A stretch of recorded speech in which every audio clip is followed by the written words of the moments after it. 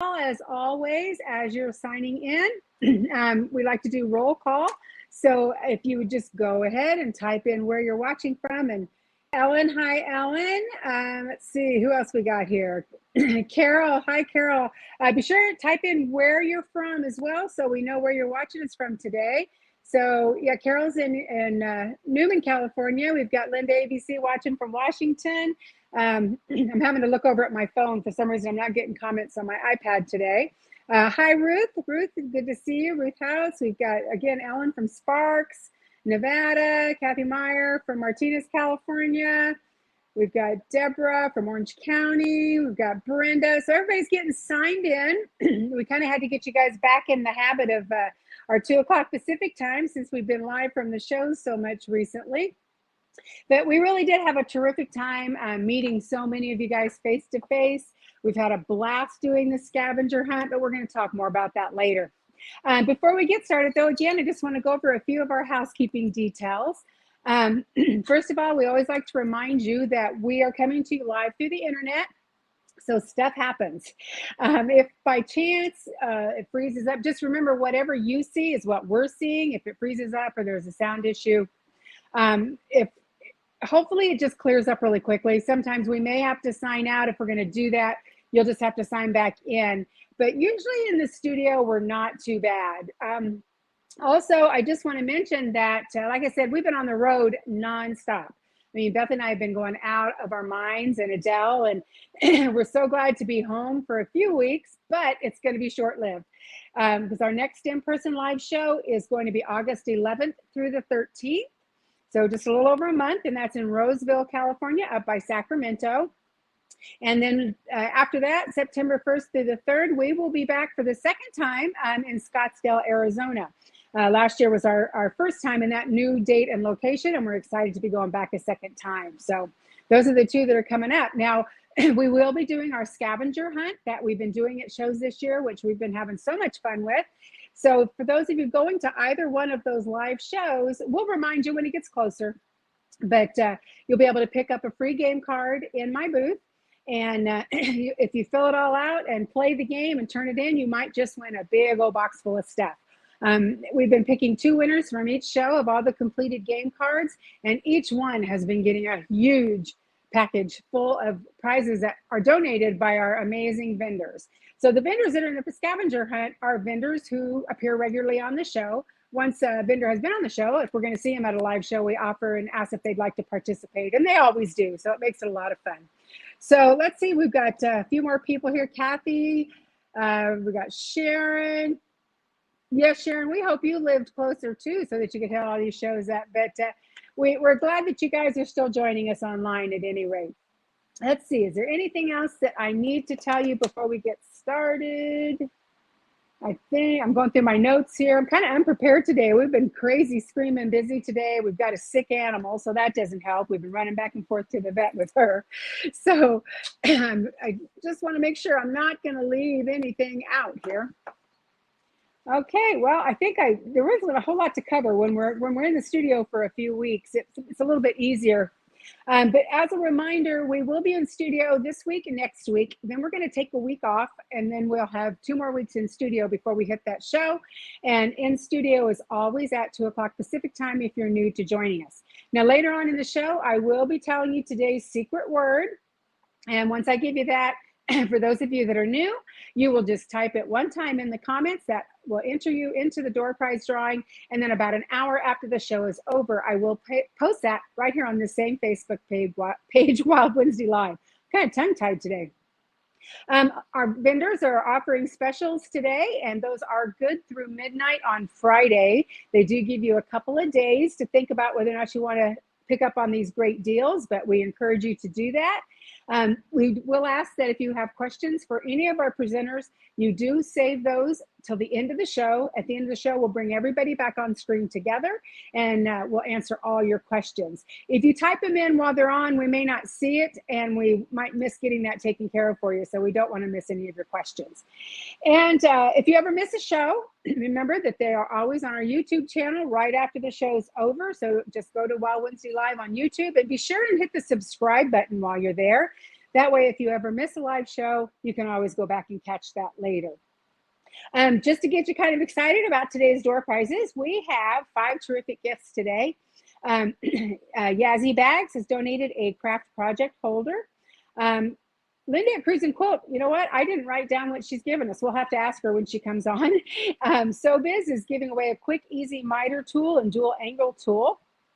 We have 2 square ups from Just Notions and 2 Wild Wednesday Live coffee mugs from Wild Wednesday Live. So 5 terrific prizes. And again, we'll talk about how to enter that door prize drawing a little later on in the show.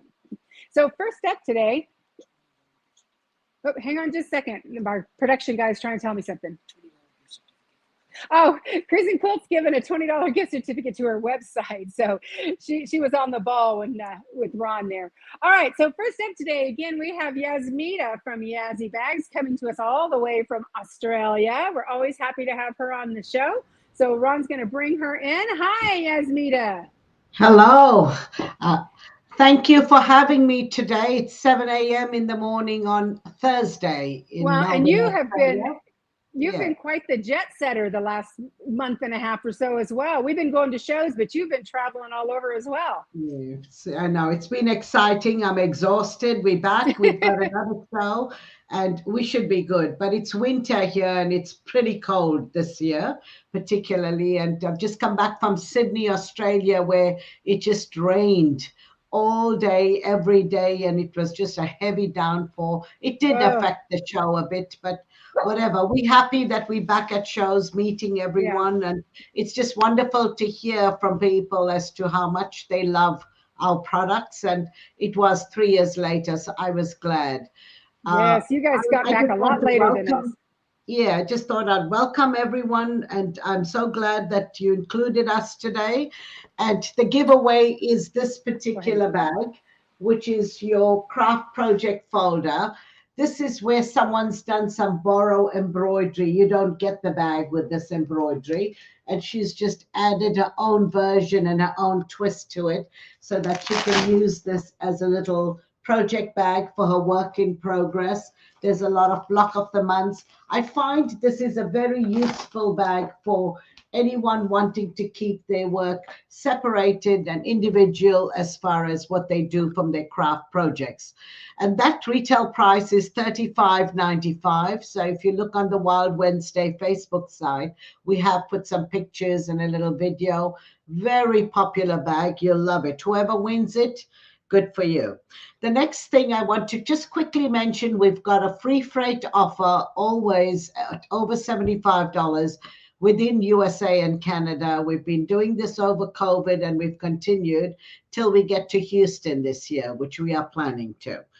And after that, we also have come up with a new way of doing a special for you where starting in July, and this is the first time, so it's really my testing ground here, is to say, if you order any bags, a lot of our larger bags are over $100 and they've been like that. They take 20 hours to make, they're handcrafted, they're beautifully designed.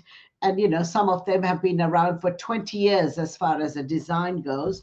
And if any of you were looking for something major to get out and go to your retreats and carry where you need to for your classes, we have an offer of 2 bags. We're going to select randomly 2 bags out of our range where you can get either or at 50% off, obviously of the lower value. So if this bag is $120 that you've ordered and it meets our $100 plus, then the second 2 bags would be either or, you can choose, and they'll be at 50% off. So for July, I'm going to mention I've got one that I'm offering at 50% off is your needle case. So if any of you have friends or family that do knitting or whatever, they can use it for they can fit a few circular needles, but basically it can be used for paint brushes or anything. So it's quite a good offer.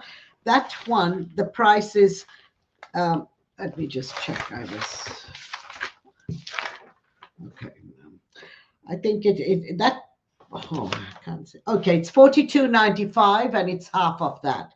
The next bag that I'm quite excited to share with you is our double petite organizer, where you've got lots of room for your fabrics or anything that you want. And I find when people do English paper piecing or small projects, they seem to like this. And under that, we've got all our pockets that you can separate your needles, your pins, anything you want. And it's beautifully crafted bag. It's got a little handle on top, and that one is normally $55, and it'll be 50% off. And I think you will like either one, but you might wait for the next month till we come up with another bag that you might like. We don't know yet because we're just randomly choosing from our 38 bags what we're doing with that. The next thing I'd be showing you this today is a few videos of some of our popular bags, and I want you to watch them because they are a testimonial and they've been referred to by people who have used them. And I'll come back at the end after the video so that I can just quickly say goodbye. And remember, I will be here at the end of the show to answer any questions. Thank you.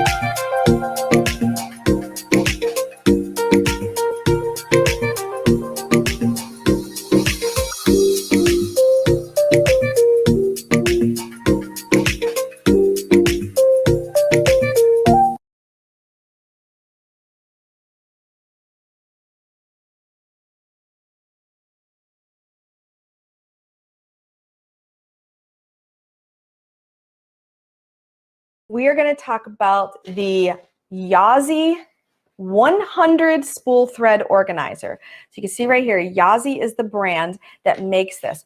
And to really get a full grasp of how this is, we're going to include the link in the description of the video that Bear made for this particular bag. It is amazing. Of all the bags that I got, this is definitely the one that I'm the most excited about. And it comes at a hefty price too. It's like, I can't remember for sure. It's the link's in the description, but I want to say it's less than 100, but it's, you know, around $100. It's like 80 to 100. And get all the dog hair off here.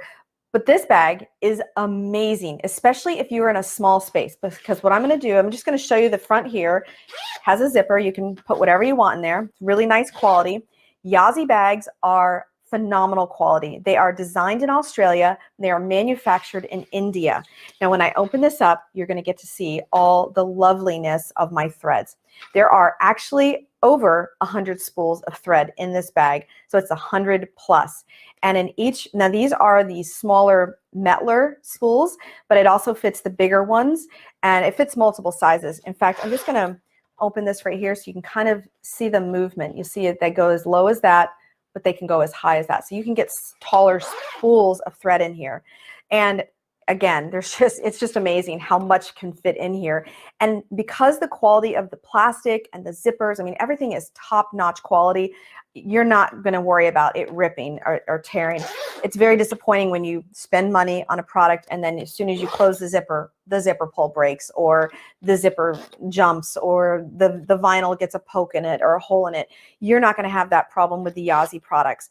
And then of course we've got another page here. So we've got 1, 2, 3, 4, 5, 6, 7, 8 zipper containers or compartments inside. And then if we go to the back side, there is yet another zipper container where you could put threads. And you'll notice here there's like little pleats that help it push out. So whatever it is that you're going to put in there. And of course, this is designed essentially for thread, but because it has and let me go here, zoom in a little, because it's got that pleat, you can put taller, thicker items inside your pockets as well. Now, the last thing is when you're all done and you're ready to go on your way, you can just close the zipper. There's one big zipper that closes everything. And one thing, if you watch my videos on the Yazzii, you'll notice that I talk about the double zippers, you know, so that you can open up just part of it, get in there. You don't have to open the whole thing, or you can just open the top, whatever. I personally love that concept.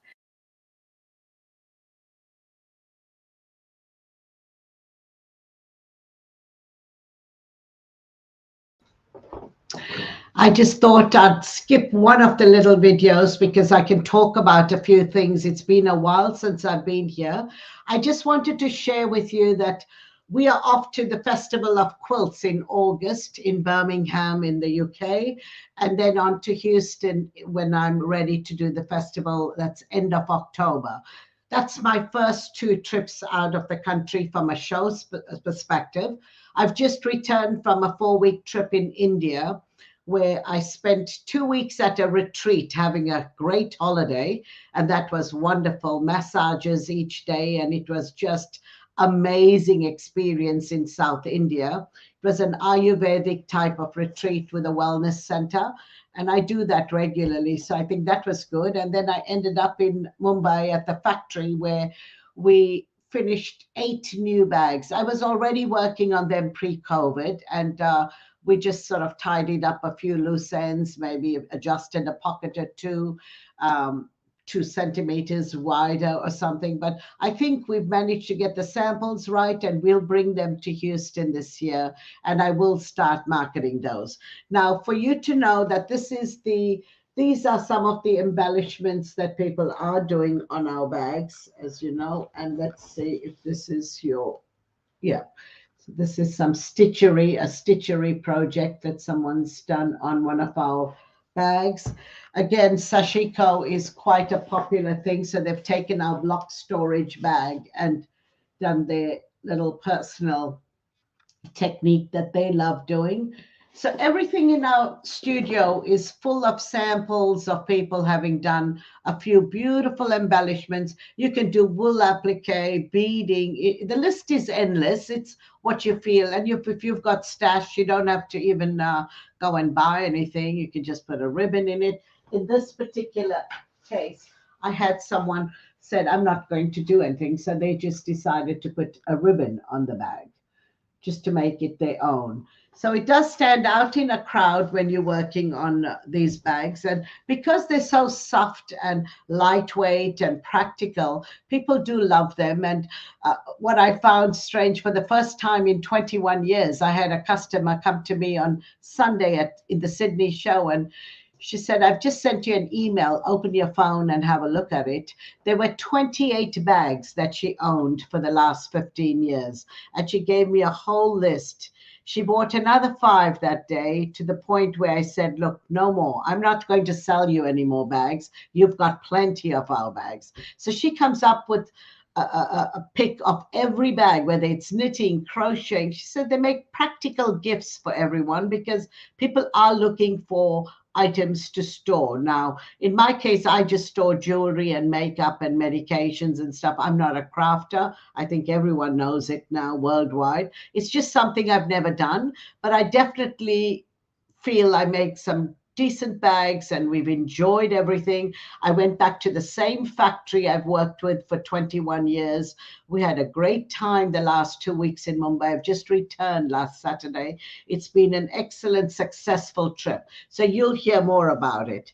And if you can join our newsletter and subscribe to our YouTube channel, that'll be great. Follow us on Instagram and Facebook. You know, we are appearing everywhere. There seems to be a lot of feedback on our products, beautiful reviews. And I'm so happy after 21 years that we are actually receiving it from, it's like a word of mouth business. It's no longer me saying how great the bags are.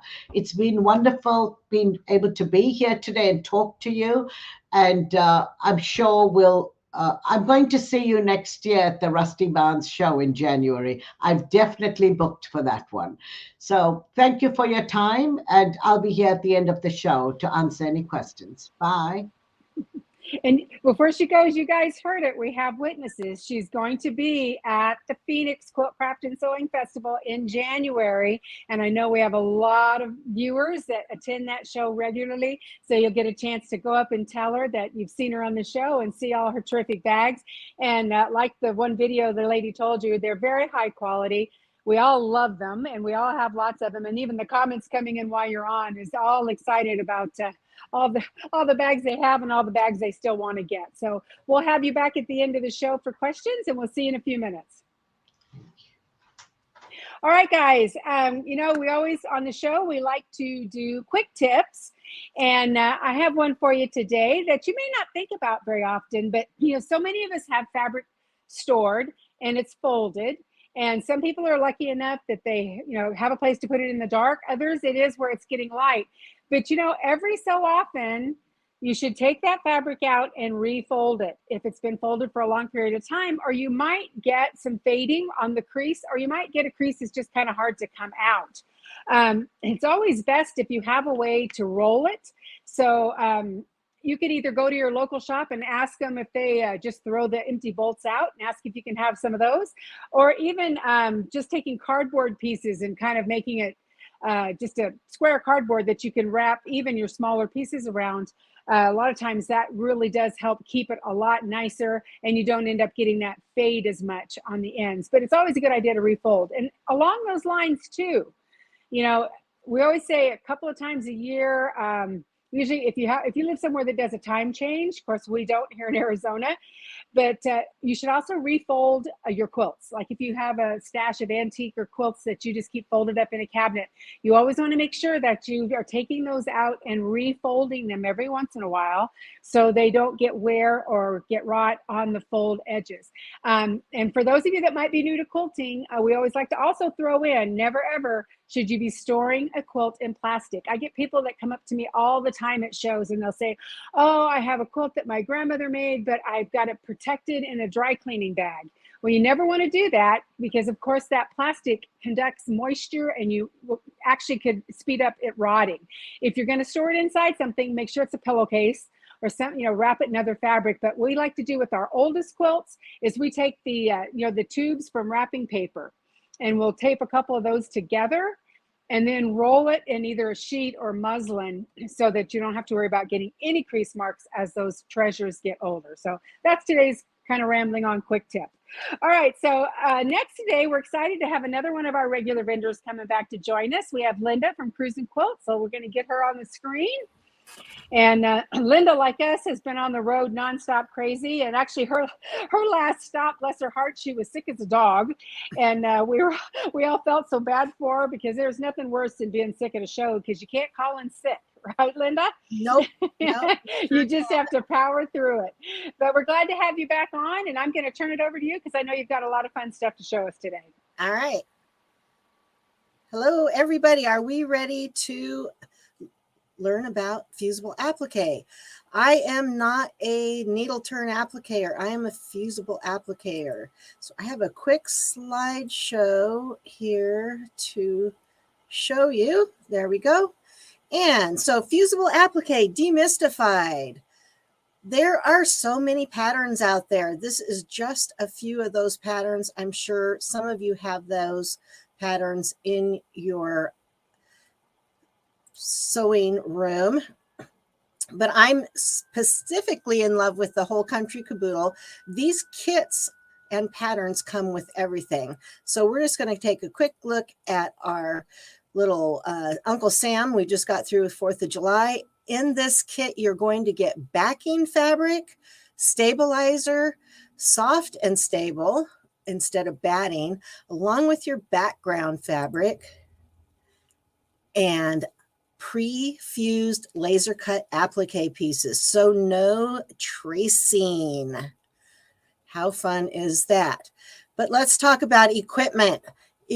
You need a good pair of scissors, very sharp. These are my favorite, Fiskars 10-inch razor edge sewing scissors. A nice micro tip pair of scissors is also nice. And if you can, a mini duckbill scissors are nice. You're going to want some tweezers for placement, or a stiletto in a pinch will also work. And then my favorite is the Fuse and View mat. This is like a Teflon pressing sheet, so you can press on this and you can don't have to worry about gumming up your ironing board. It comes in all these different sizes. Of course, there's a lot of different types of fusibles. The main ones that we all hear about are Steam-A-Seam. So we're going to talk about that a little bit. The benefits of that, it has the repositionable stick on it. The bond is strong and permanent. It leaves edges can be left unfinished and they won't fray or lift. There's also a grid on it now. And then you can also put it through your inkjet printer. The disadvantage of Steam-A-Seam is that it will leave your projects feeling a little stiff, and it's best for wall hangings and small projects, ones that you do not want to secure with any stitching. My favorite fusible, though, is Heat and Bond Light. It is a solid sheet of clear adhesive on a paper back. It won't gum your needles. It's easy to see through. You can run it through your inkjet printer. It's lightweight, and it has the added bonus of being made in the United States. The disadvantages, you have to stitch around the outside of it. You will want to use this when you want to use stitching elements to add some decorative ideas. And then a very important part, if you are going to stitch around it before you quilt it, then you need a tearaway or a wash away fusible. My favorite is a tearaway fusible, or not a fusible, tearaway stabilizer. This is going to help your stitching go better. Now I'm showing you a screenshot of my Bernina 560 that I use to do all my applique stitches. And I use the standard stitches, the standard width. So this is a blanket stitch. I like the width to be 2.3 and the length to be 2.6. Oop, there's a little mistake there in my typing. And then I love this open toe 20C foot. That's for the blanket stitch. Now, if I'm going to use a satin stitch, I'm going to use the same default setting, the 2.5 in width and the 0.3 in length. And then here's the bottom of that open toe foot. It has a groove in here so that when those threads build up, they'll be able to go through that really well. All right, so I'm going to come back on the screen and move over to a different camera. Let's see if this is going to work. All right, so first thing we're going to do, we have a pattern here, and we are going to trace our motifs. Now, I did not talk about it, but I like to use a fine Sharpie for tracing. And I'm just going to take my fusible web. If I can get my pen open. Well, try a different one. You can also use a micron. This is a micron. And you'll notice that if I lay my fusible web, this is Steam-A-Seam, this is Heat and Bond Light, you can see the outline underneath on my applique pieces. And I'm just going to trace around this. I don't have to worry about being too precise. I typically pick patterns that don't require me to be too precise. And if I actually go out like this and I make a line that I don't want, I'm just going to put a little X by it so that I know I'm not going to cut that one. So I've actually already traced this. And you'll notice that this pattern has numbers on each piece. And those numbers refer to the placement of the applique. So you'll place piece 1 first, piece 2 second, when you are going to fuse them. So now that I have all of my pieces, oh, and this is the pattern that I'm working on, Life in Flip-Flops. Now that I have all my pieces traced, I'm going to fuse them to my fabric. Now, most of the fabric manufacturers are going to recommend that you pre-wash your fabric before you fuse them with the fusible web. If you are going to stitch around them, it is not necessary to pre-wash, and I usually don't pre-wash them. We're going to take our iron and we're just going to give it a real light fuse. We don't want to fuse it too heavily. And then I'm going to let it cool before I cut it. But I want to give you some tips on cutting. So I'm going to, hopefully you can see this. So here I have my great big 10-inch scissors, and I want to go back to as close as I can to the back part of the scissors when I start. And I'm just going to take and snip off that little edge. And then I'm going to come in here and I'm going to go like this.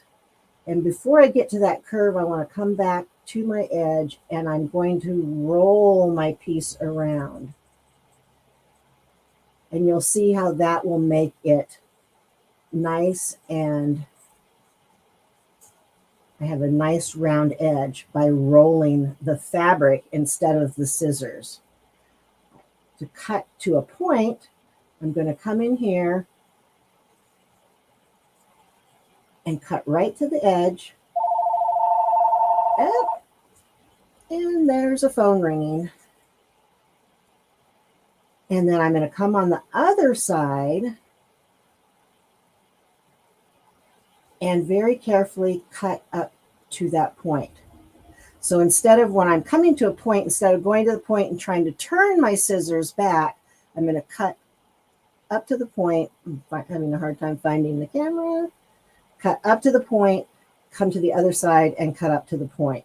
Now, if I do not have this released, I'm just going to come in here. This is where our little scissors come in handy. There we go. I'm not used to doing this on my own. And then I can pull this out. And this is the strap of our flip-flop. Now, when we're going to cut our starfish, I'm just going to do this all in one, and you'll notice I'm moving the fabric, not the scissors, to turns. And if I go a little bit outside of the lines, that's okay. It's kind of like coloring outside the lines. It's okay to color outside the lines sometimes. And I'm just going to keep going around.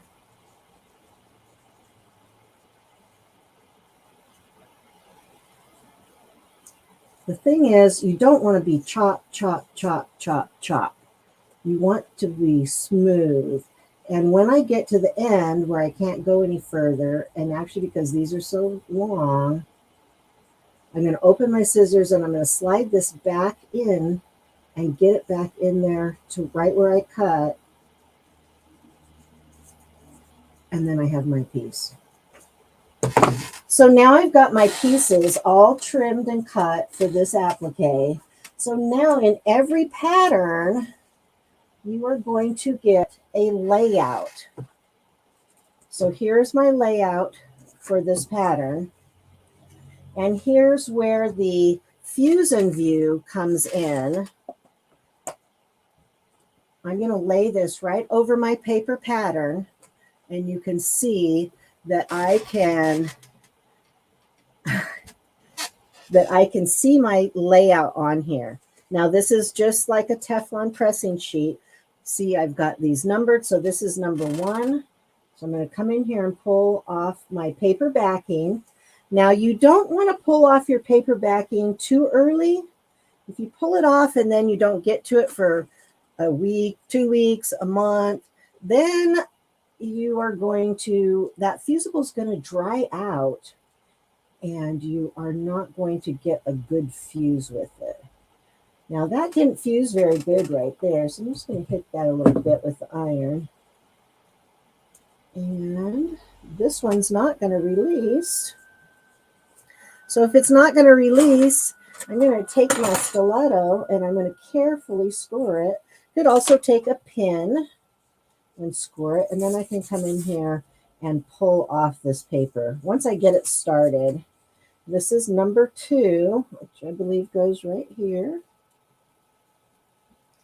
You can see how everything is lining up right on that design there, that layout design that we're getting with our pattern.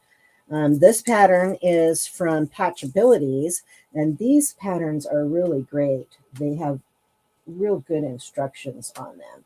So now I have these 3 pieces positioned where I want them. I'm just going to hit them with my iron, and you notice I'm not rubbing it. I'm kind of just going like this, up and down.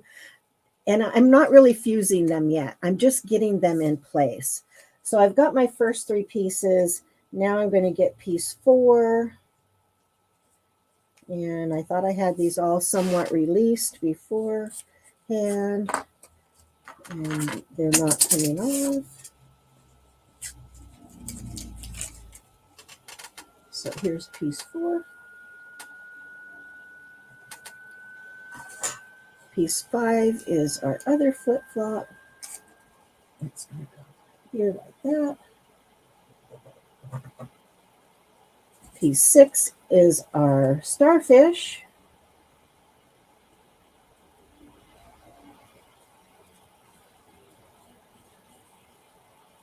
That I'm also having trouble getting the fusible off the back. There we go. And this one, let's see. Let's go. Yep. There. It goes that way. And then we have our flip-flop straps. These are a little bit harder because we have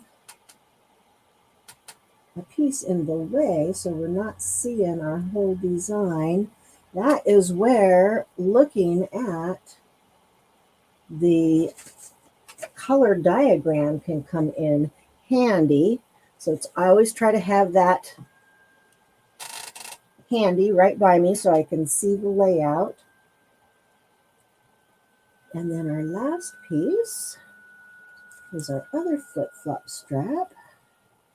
Do you think I have these reversed? I think this is the one that goes here. Maybe? Nope. Why is that one so long? That one is so long because I forgot to cut part of it off.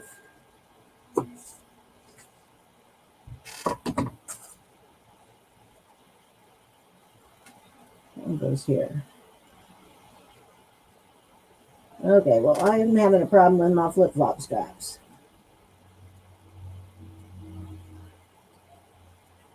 But to move on,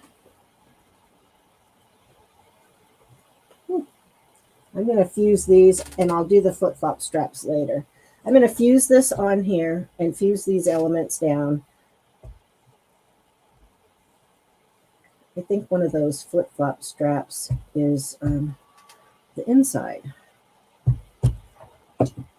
Now, once I let this cool, I can pull this off of here, and my elements are going to be fused together.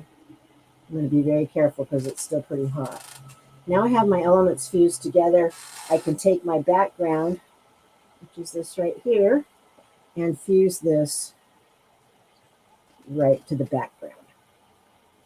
Once I have that, I'm going to add my stabilizer to the back, and then I'm going to do my satin stitching or my blanket stitch around them as a decorative stitch. Now you can do satin stitching, blanket stitching, and straight stitching all in one applique. And I have done that in lots of different ones, especially if it's a really small motif. Some of the whole country caboodle ones have very small pieces, and it's just easier to straight stitch around those. So you can mix the difference. I usually don't mix satin stitching and blanket stitching, but I have definitely mixed both satin stitching and straight stitch, or blanket stitch and straight stitch. Threads, you're going to want to use a high sheen polyester or a rayon thread. A lot of people don't like rayon threads. I tend to use a lot of those because I have an embroidery machine also that likes those. So that is fusible applique demystified. It's nice to use small pieces first if you haven't done it before. So the small little mug rugs are great. Behind me, I have a large quilt where you can see this is all fused on the back here in the border and then satin stitched down. The borders were created before they were put onto the quilt. So you do not want to do this, put the borders on, then do your applique, and then try and do your satin stitching around that or your blanket stitching around it. It's easier to work with smaller pieces. Later on today, the slideshow will be up on our website. I'm working on getting the audio put with it. And everything that I demoed today is on our website. All you have to do is go to the homepage, scroll down a little bit. You'll see on the right-hand side, it says Wild Wednesday Live. Click on that. It'll show you everything I showed, the patterns, the fusible web, the stabilizers, and the Fuse and View mats, and they're all 20% off. You do not need to have a code to get that discount for all those items that you need for fusible applique. And that is what I have for you today.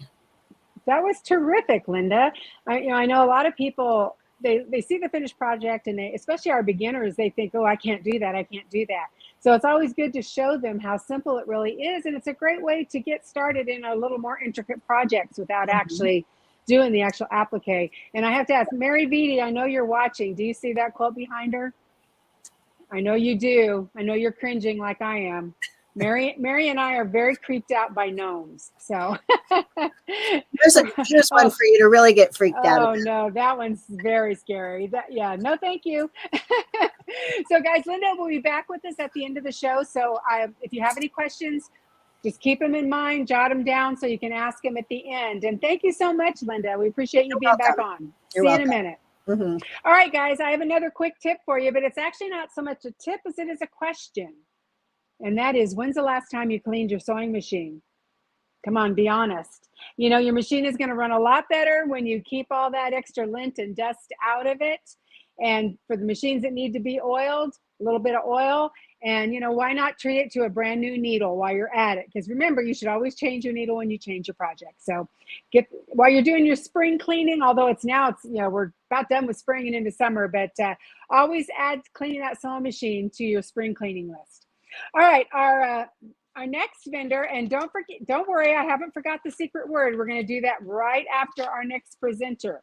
So you didn't miss the drawing. If you're just joining us a little bit late, we'll be doing that after this. But I'm so excited to have our next presenter on. Ron and I met Donnell from Sew Biz a few years ago when we did a show in, I believe it was Santa Rosa, California. Unfortunately, the location just didn't work out, so we didn't go back there. But we did make a good friend. She was actually demoing across from us in another booth.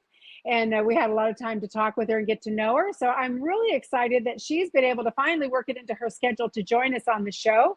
So I'm going to have Ron bring Donnell in right now. And she is going to show you super easy way to do your mitering, to do your bindings. And I know you guys are excited to see this. So hello, Donnell. Hi, how are you? I'm good. I'm good. I know we're not going to see your face because you've got your camera set to your demo area, but I'm going to turn it over to you and let you take it away. Well, thank you. And yes, it has been fun getting to know Ron and Raylene, and they are actually the ones who cut my tools now. And so we probably wouldn't recognize each other face to face yet, but we certainly know each other from back and forthing regarding the tools. And so this was the first one that I designed, and it's called the Quick Easy Miter Binding Tool.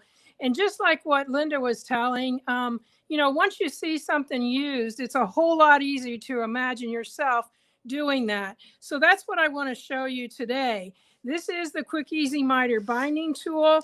The instructions, just so you know, I tested these with 8th grade students. So you know, I know it's going to work because you're going to have great pictures that you can follow. And that is the key to everything. But I'm going to go ahead and I'm going to show you with this little setup here how this tool works. So the whole idea is to get your binding so that you're bringing it from the back and then you have it ready here on the front with a perfect miter. It's a whole lot easier, a whole lot faster, and it's going to make some of the projects that you do doable in a lot less time. So let's see how that is done. So the first thing is I have made a quilt here, and I actually just cut it up into 4 pieces.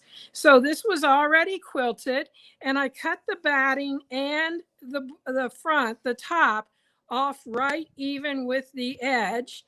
And then I cut this extra amount on the sides and the top and the bottom to 1.5 inches. Now you can do this with different measurements. I just know that on this one, the 1.5 inches works really well. So the next step would be to just press this in with an iron right up to where this edge is, all the way around. And then you're going to take the tool. And every quilt that is 4-sided, now remember we do have projects now that are 6 and 8-sided, but every project or quilt that is 4-sided is going to use this first tool. This is the one that's for 90-degree angles. And so we just lay that corner right on there, and then we're going to draw across here. Now I've already put it on there in a permanent marker, but I like to use the Kruusn pens and make a fine line. This one's a little heavy so that you can see it. And after we have done that, in the crease where you pressed it, you're going to make another little mark. Okay, so the next step requires your smartest straight pen. So once you've found your smartest straight pen, keep a hold of it, because the whole idea is when we fold this, we want to get this so it goes right in that point and comes out on the other side. Well, I must have picked the wrong one today because I'm a little bit off, which means I'm going to back it out and make it so it's exactly in that spot. Pull it down so that it is flat to the surface. And you can see I've got my fingers like this on the other side. And then I'm going to back it out and I'm going to pin through just like that. Now we are not going to be sewing the open edge.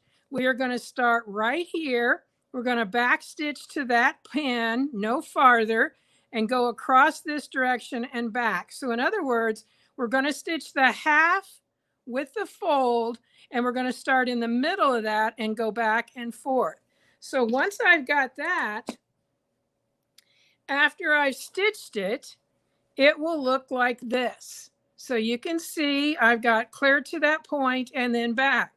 And then I would take my scissors and cut 1/4 of an inch away there, and then just nick it a little bit here on the corner to take that little triangle out.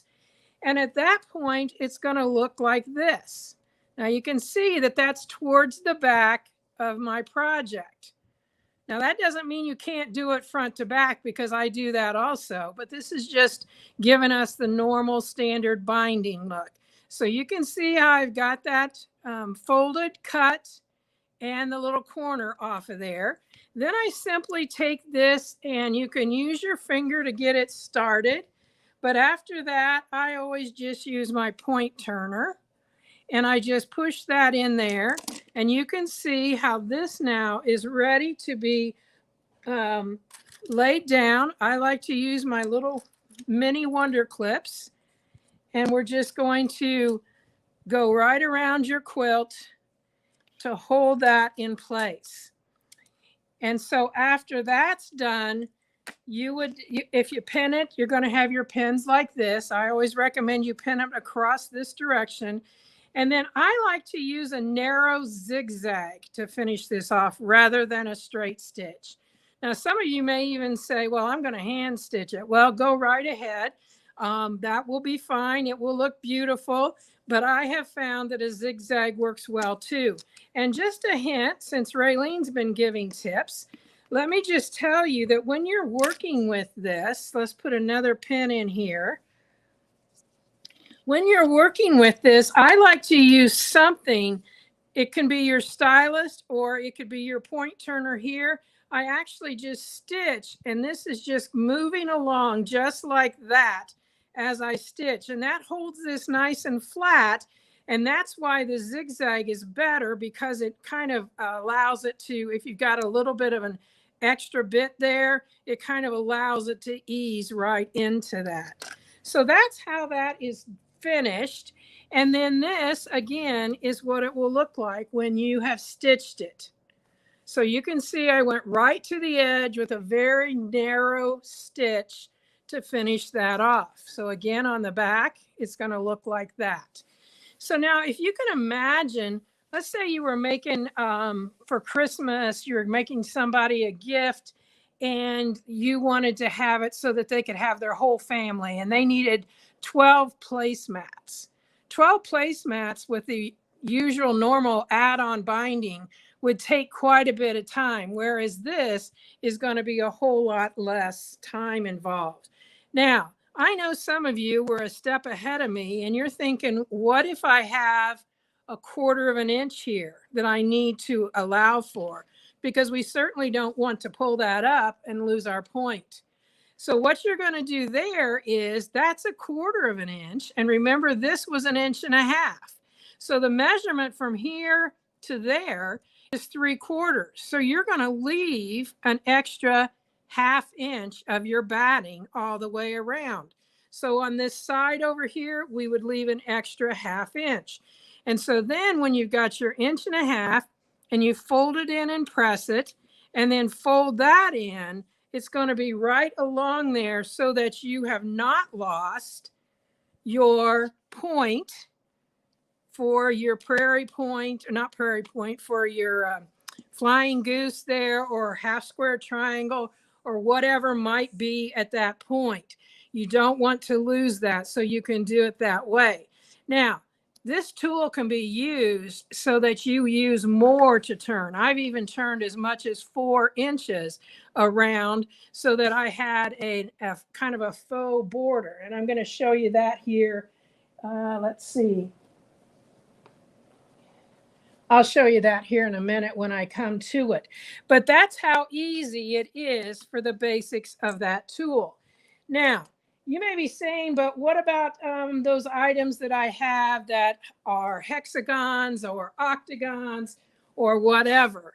Well, I have a tool for that too. And this is the one that would be for the hexagon. And so this tool will do the same thing. It happens to be called the dual angle quick easy miter binding tool.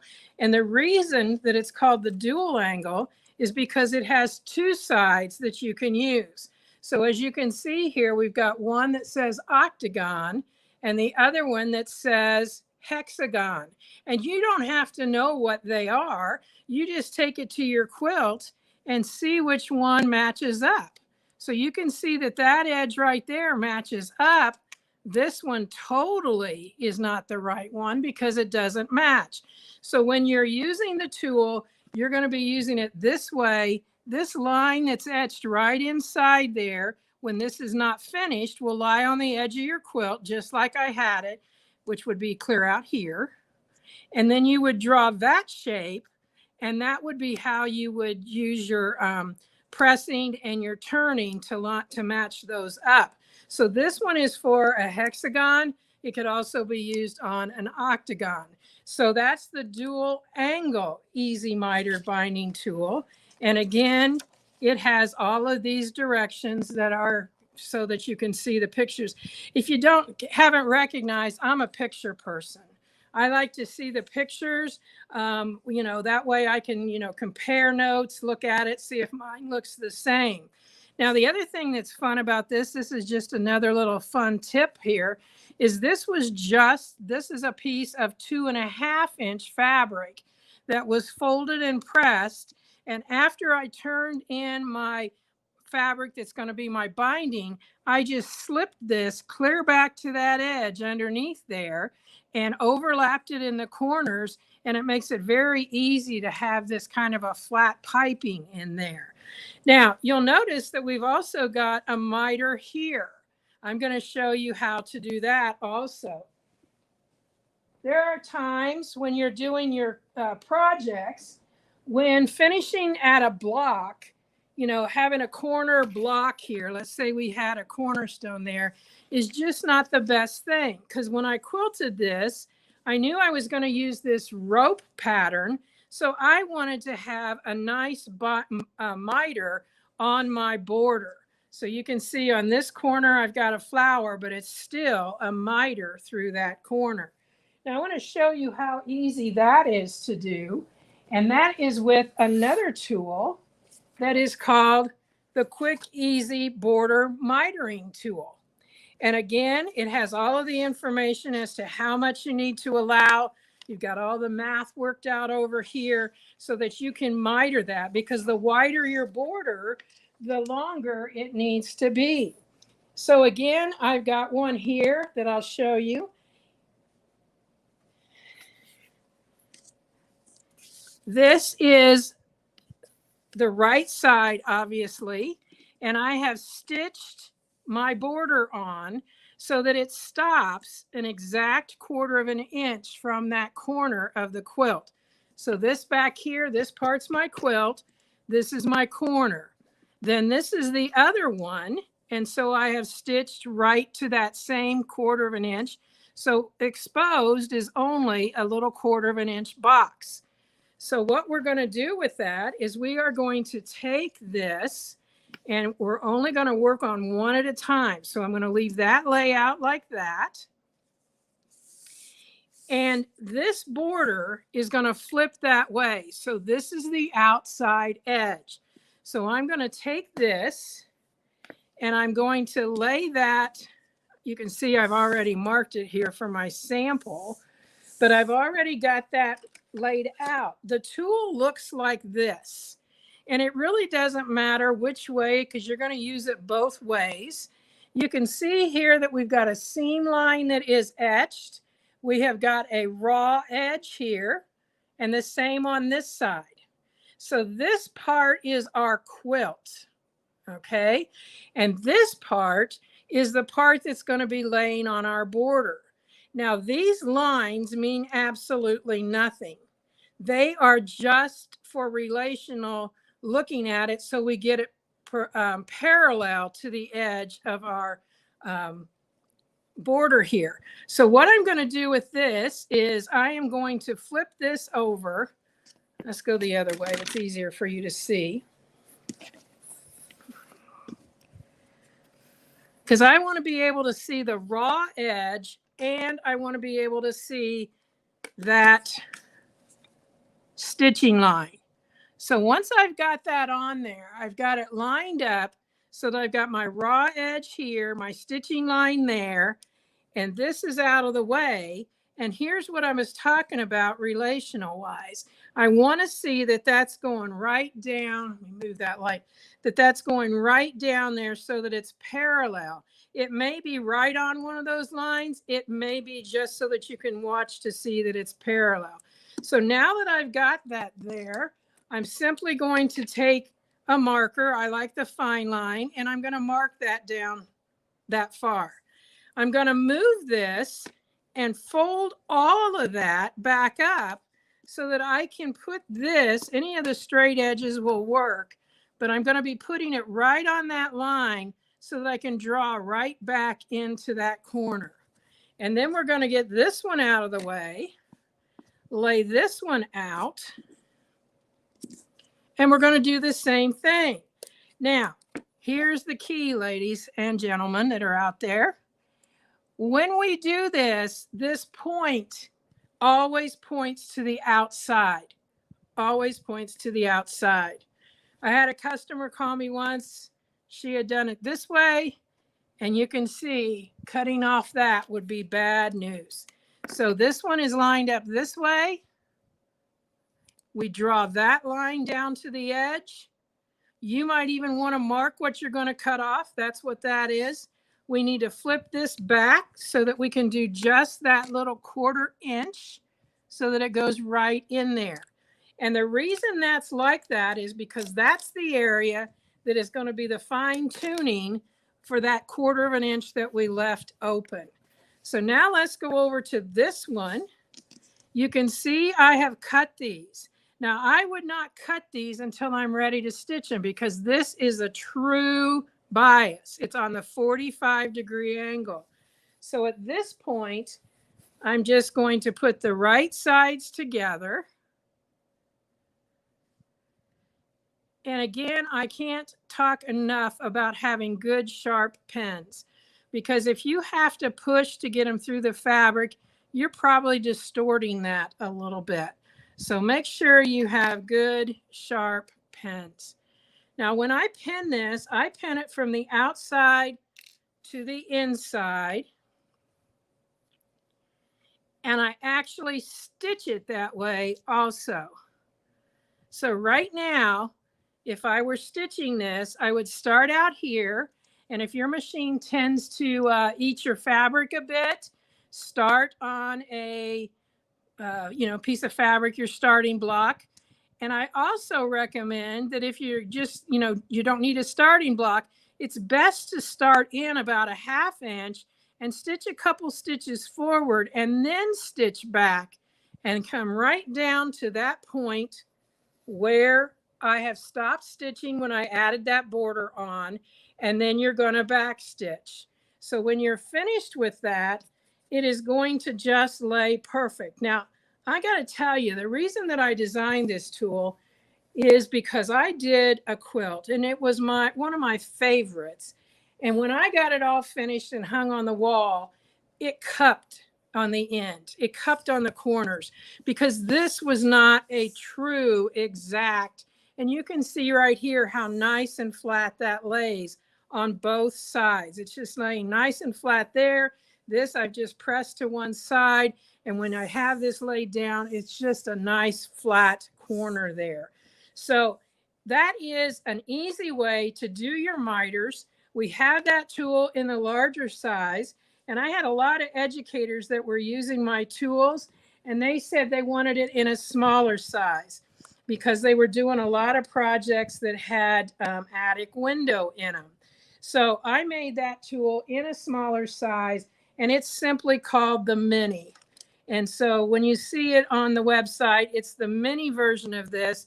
It's the same thing here, only it's just a little smaller down here. And it's called the Mini Quick Easy Border Mitering Tool.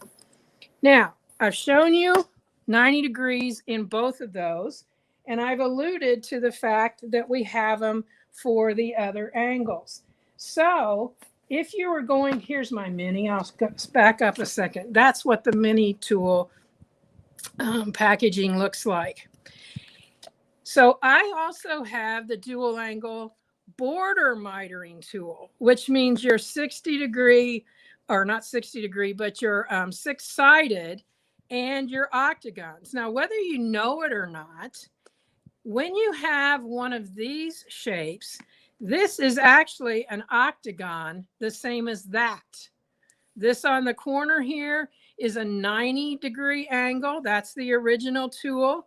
But this over here, border-wise, and for the mitering, that is an octagon at that point. This is an 8-sided figure, so this is an octagon, and this is the 6-sided. Now, this pattern also this tool also comes with 2 free patterns. It's the ones that are on the front, so that you can do those. But let me just show you real quickly how this works.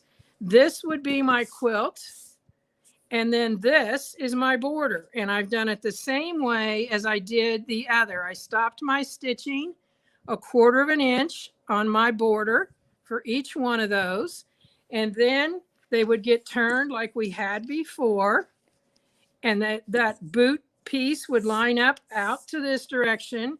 The quilt would line up right in here. And you're going to do it the same way so that you get those perfect miters on your borders and your binding. So have 5 different tools. I want to show you a couple of projects, but first, before I'm totally out of time, this is one that I did a couple of years ago. Time flies, so I'm not sure how long, but this has been a very good seller. And this is a 12.5-inch ruler that you can obviously see through. It's marked at 1/4 of an inch from side to center, and it's also marked at 1/4 of an inch going up each way.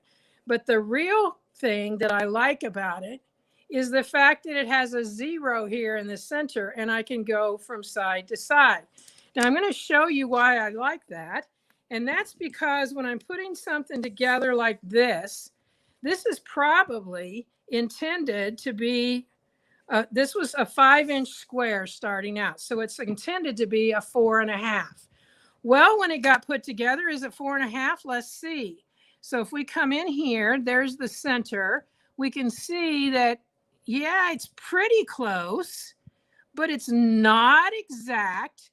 You can see right there, it's about 1/8 of an inch off. So the way I'm going to center that is just kind of come across here. So I have that there and that there, and now I would know where to mark my center. So I would probably be doing it up like this so I could go ahead and mark right in here. So that's just one way. I like to use this for centering my borders.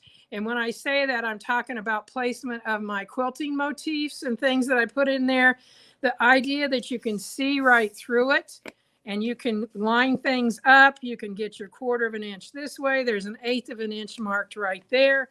And it just really is one of those tools that you really can't tell somebody, I use it on this and this and this, but you go for it all the time. Now, for those of you that are machine quilters with templates, I've even put staple tape on the back of this one. And when I'm straight stitching lines with my ruler foot, I have a long distance that I can go. And so it's very, very handy for that. Now, last but not least, let's see here. Oh, I guess that was it. So that's everything that I was going to show you today.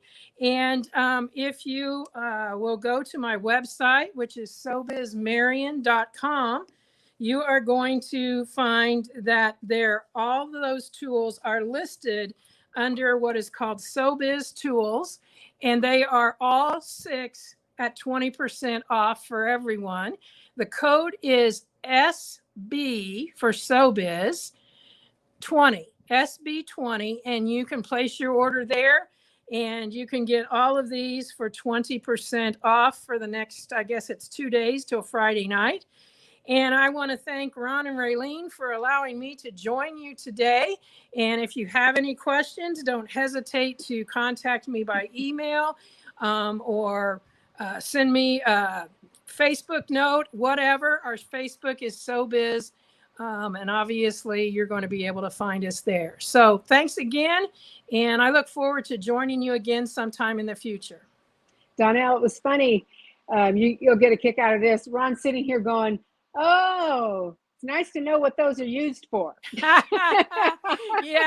I can believe that, because when he's cutting this tool right here, he's probably thinking, right, what's that for? Exactly. Well, if you can stick around for just a minute, we are going to open up to questions here in just a second. I just got to wrap some things up real quick. So we'll see you in just a minute. Perfect. Okay, guys, we did run a little longer today because we had 3 amazing presentations and they had so much good information to share with us. So I know you guys are hanging on. You're wanting to know about the secret word so you can get in the door prize drawing. So real quick, just to recap, because we haven't been here for a while, and for anybody that may be new with us, in just a second, I'm going to tell you the secret word of the day. All you have to do is type that in the comments one time. Please, everybody, only type it in once. Then right after the show, I will go do my thing. It takes me about an hour to go through, get all the entries in. And then I will post right here on our Wild Wednesday Live Facebook page who the winners are.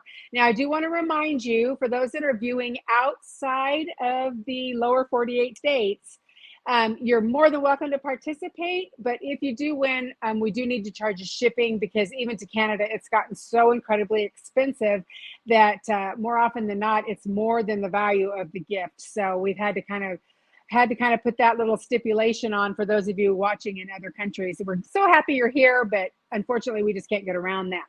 So everybody ready? Everybody's got their fingers all loosened up. It's a real easy word today in celebration of July 4th. Our word of the day is flag. Super easy. And while you're typing that in, I'm going to remind everybody that our vendor discounts are good till midnight on Friday. If you can't remember where you saw them, remember, if you go to our website, wildwednesdaylive.com, Ruthie will have all of today's presenters right there, so you can click on them and go right to their website, so you don't have to go looking for anybody. And let's see, anything else? Well, I'm going to have Ron go ahead and bring everybody back on. Like I said, we've gone a little over today, and I need to get my phone so I can see. So if you have questions for any of our 3 terrific presenters today, as soon as you type in your secret word, go ahead and type in your questions, and I will field those to our presenters. And I know I saw some, I'm going to scroll back here real quick because I saw somebody type something earlier, and I'm going to see if I can find it. That's why we always tell you, don't type them until the end, because then we can't find them. A lot of very positive comments on all 3 of you guys' presentations today. And let's see. Oh my goodness, I'm sure that I saw something earlier, but now I don't see it. Ron's pointing one to me. Oh, someone's asking me how thick the straight ruler was. They're what? Yeah, for Donnell, they want to know what the thickness of your ruler is. Ron? I know. I'm like, why don't you just answer, Ron? They're 1/8 inch, right? It's 1/8 inch. Yeah. Okay. 1/8 inch. All right. And it's very firm. Okay. It's very firm. And then let's see. Jenny, I'm not sure what your question is. I see you have a question, but I'm not sure what you're asking. Let's see. What is the size of the fuse and view? What? That would be me. Darla, yeah, that's for you. Like, what? I'm trying to read her comment. What are the sizes of the fuse and view? So they come in a 12 by 12, 12 by 18, an ironing board size, an 18 by 20. We have them all in stock. They're all on the website. And Linda, I think this one from Jenny might be for you. I'm going to read it exactly as she typed it. Quilt design, does the rug made come in kits at what price? I think you're asking the mug rugs, and they are in a kit. The complete kit regular price is $22, and I believe with the discount that makes them $17.60. Awesome. And Donnell, Karen would like to know, says, Donnell, it seems that the binding tool will only work for the backing pulled around to make the binding. Is that true? If you're using it that way, but now if you had, let's say that this was a quilt and you had a border on here, you can allow extra on your border and turn it to the back. And I do that a lot on like t-shirt quilts and things like that, because on a t-shirt quilt, sometimes what I use as my backing is the fleece. And all I have to do is turn some of that front around to the back. So for example, rather than maybe having a 4-inch wide border, I'm going to cut that 5.5 inches so I have enough to turn back around to the back.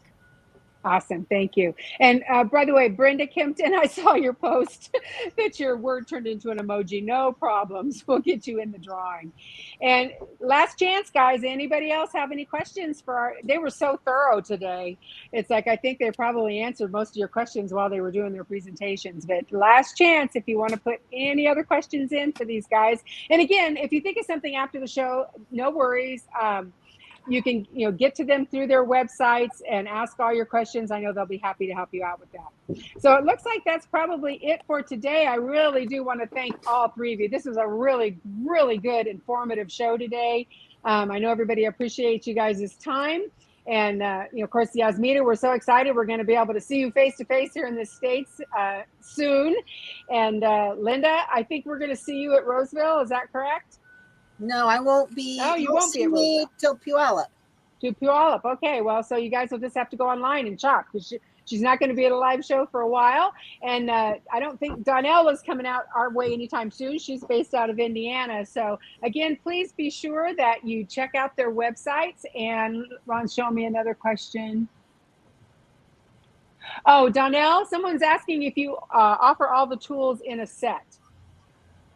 No, they're just, pick and choose, so to speak. So if you want all 6, obviously you're going to save 20% on all of them. Awesome. Okay, well, I think that's it for today's show. Again, thanks, guys, for sticking with us. We had so much information. We went a little longer than normal. And we look forward to having all 3 of you guys back on in the future. And we thank you for your generous donations of the door prizes. And just a reminder, guys, check back on the Facebook page in about an hour, and I will have the winners posted. And if you win, it'll tell you what you need to do to get that redeemed. So thanks, everybody, for joining us. We will see you next week. Everybody get out, go sew, but clean your machine first. Bye now. Bye. Bye.